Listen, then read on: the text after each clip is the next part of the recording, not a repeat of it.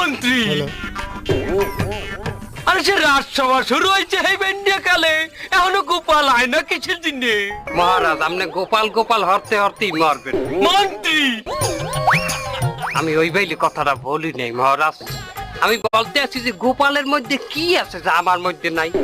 আমাকে বলেন কি লাগবে আপনার? পার্থক্য আছে মন্ত্রী মশাই। কি পার্থক্য আছে সভাকবি কও? রাজসভা শুরু করতে গোপালের নেই জুড়ি, মন্ত্রীর পেট পিঠের সাথে গোপালের বড় ভুড়ি।